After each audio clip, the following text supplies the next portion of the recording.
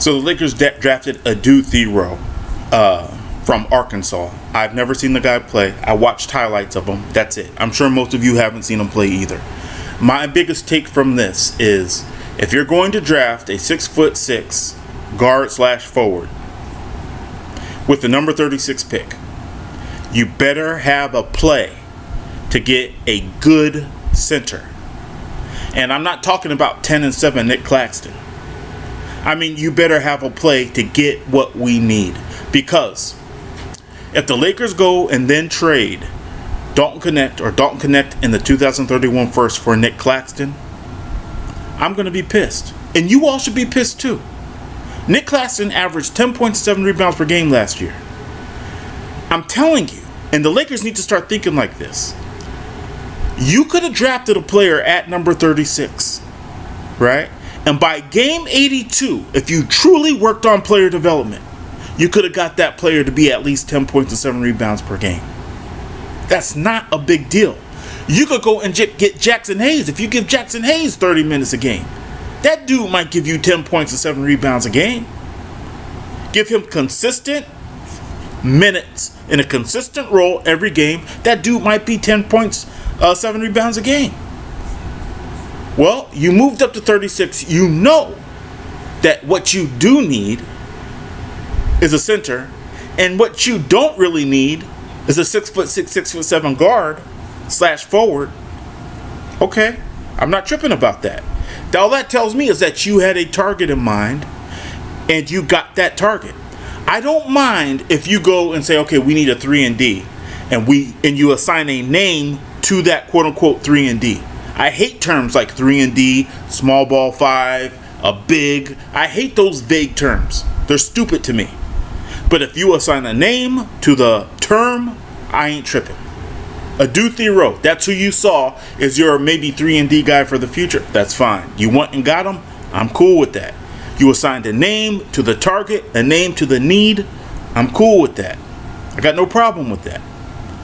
What I have a problem with is if the Lakers go and then trade assets for a player that averaged 10 points and 7 rebounds a game.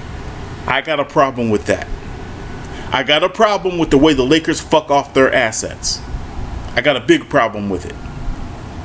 Especially when you're talking about doing it for a 10-7 player. So, if the Lakers go and get a good center, I'm talking about 15-10, 18-10, something like that, I'm cool. You had a plan. That's the most I could ask for from the Lakers, is that they have a plan. Right? Because a lot of times it feels like they're flying by the seat of their ass. You know? And when something bad happens, we'll just throw money or picks or players or other assets after that to try to fix it. Which is no way to operate. So, again, as far as the player goes, I'm not even going to front. I haven't seen Adou Thiero play. Never heard of the kid. As of most of you never heard of him. Right? So I'm not tripping about the pick. It looks like that's who they targeted. And as long as they're targeting somebody, I'm cool. I don't like the idea of going and getting a big or just get a 3-and-D. Let's get 2 bigs. That's what I hear these moron talking heads say all the time. Let's get 2 big. Well, what are the names? So, I mean, we'll see, man. Summer League's right around the corner. We'll see what happens. I will say, though, I'm disappointed with the activity from the Lakers up to this point. Each time an event happens, it's the potential to improve your team. And given last year, after we saw Rob Pelinka sit out an entire offseason, and then this is the only move you make, I think it's very questionable. Very questionable. There's a chance that our scouting department saw this guy and knew that this is the guy that the Lakers need. I'm not really tripping. But I wanted the Lakers to get Maxime Renaud, and he went to Sacramento. And if he ends up being good, and Adou Thiero ends up being like, what were you thinking type player, right? I'm going to be hot, man. I'm going to be hot because we had a clear need this time, this draft. A very clear need. You know, if the Lakers go and get Nic Claxton, then it's going to be to feed all you guys dope. Right? Every trade that any team makes, it's a dopamine hit. You know?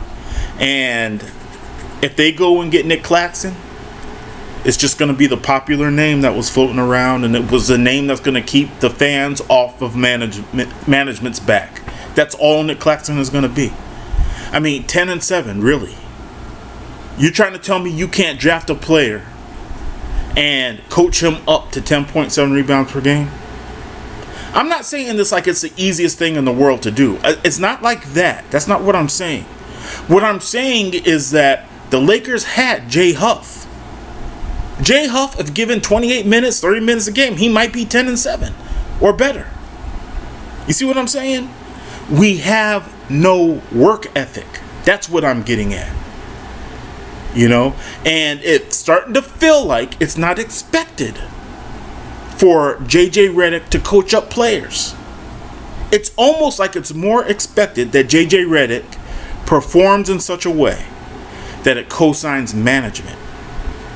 In other words, if management needs to play Austin Reeves and to play Gabe Vincent and to sit Dalton Connect, then we'll make Dalton Connect the problem. Right?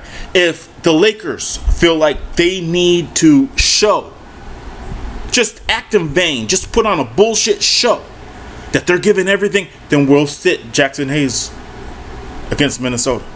Right? These are stuntish type things. It's like a stunt. You know, it's not real. It's not genuine. And that's what I'm kind of getting at with the Lakers. That's the mood that I'm feeling with the Lakers as of late. You know, is that they're doing things to appease the fan and to buy themselves another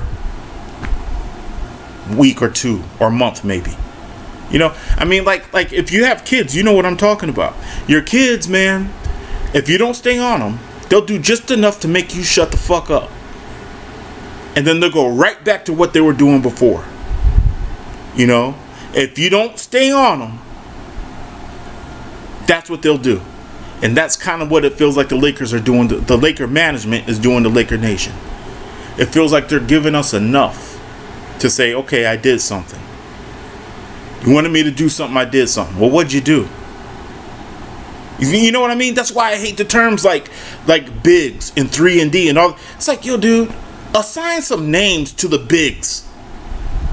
Don't just say, oh, the Lakers need to pick up 2 bigs. What's the names that you're talking about? Who are the names we should target? Realistically. Oh, we need 3-and-D wings. Everybody loves 3-and-D. Which 3-and-D wings? Give me some names. Right? Because if you're talking about Jason Tatum, just shut up and, go somewhere with that. We ain't getting them. You know what I'm saying? And that's what how it kind of feels like. We're gonna move to get into this draft. We want to move up in this draft. Okay, for who? It looks like this Adou Thiero is the guy they wanted. So I'm cool with that, right? But I wouldn't be surprised if the Lakers did something to get Nic Claxton and then just said, he was the best guy available. Laker Nation. They would be on some Laker Nation been talking about this guy for months type thing, right? Just like with Dorian Finney-Smith, that's what would happen. And really, if the Lakers lost Dorian Finney-Smith, so fucking what? You know what I mean? I mean, would I like to keep him? Yeah. But you trying to tell me it's a big deal if the Lakers lost Dorian Finney-Smith? I mean, give me a break. It's just that, I'm not seeing the Lakers do things, right? You see these benchmarks come and go. Before the draft was a benchmark. During the draft was a benchmark. Summer League will be a benchmark. Free agency before the season starts. All that shit is time to improve your team. And, you're seeing the Lakers just do shit on the margins. When the issues we have are not on the margins. We got some big freaking problems. And that's kind of how I feel about that pick. It feels like a pick that was done kind of on the margins, kind of to show in vain almost, hey, Laker Nation, look, we're trying. You know? Hey, Laker Nation, look, we got Dorian Finney-Smith. You've been asking for him for 2 years. You know, that type of shit. And yeah, if you don't hear me bring up Luka Doncic and what management did to get Luka, it's because I don't give management credit for Luka Doncic. I just made a video about it. Go watch it. Anybody would have done that trade. They get no credit for that. You know, thank you, Nico Harrison.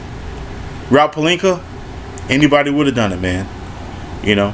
Anyway, you know, I'm sorry I don't have more insight about Adou Thiero. I hope he's a fantastic young player. You know, I hope that I'm wrong. I really do.